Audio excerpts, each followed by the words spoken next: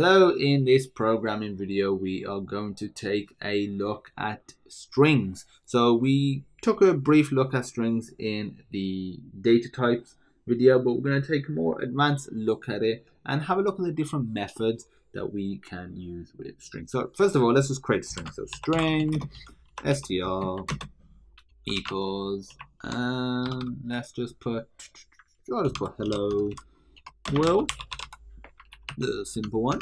And I'm gonna first of all just print this out. So system.out.println, and I'm going to put str, and if I run it we should get hello world in the console.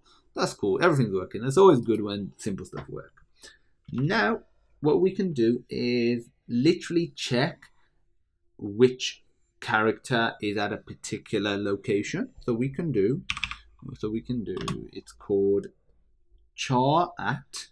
So I'm going to put character location.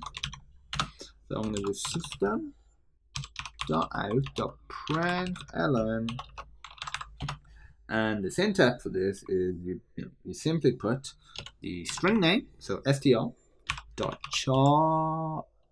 at, and if we do it at 1, see what we get. So this right here, it will return a character. You could assign that to a character data type.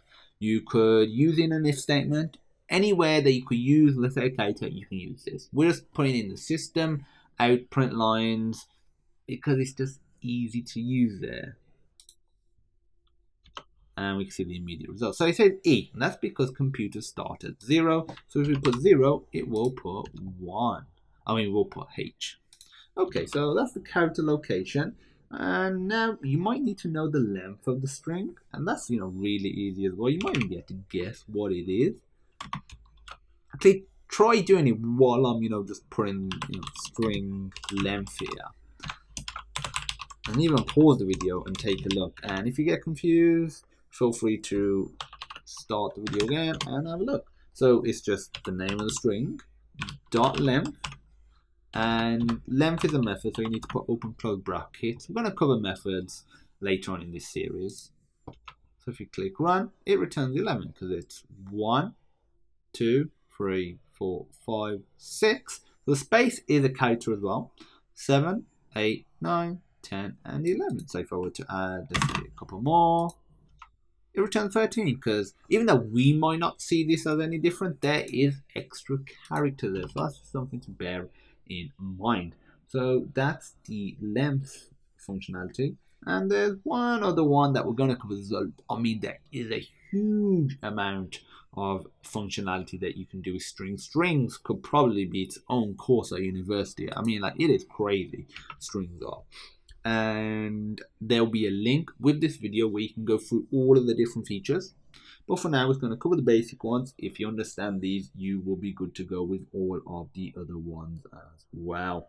Okay, so what we're going to do is, we're going to convert string to uppercase, and we're going to do system.out.println. And in here, we're going to put str, and you just do dot to uppercase, and that's it. So if we run it now, it's all uppercase. So if we get some input from the youth and we need it in all uppercase or even lowercase, I think you may have even saw the lowercase when the IntelliSense was popping up and suggesting methods for str.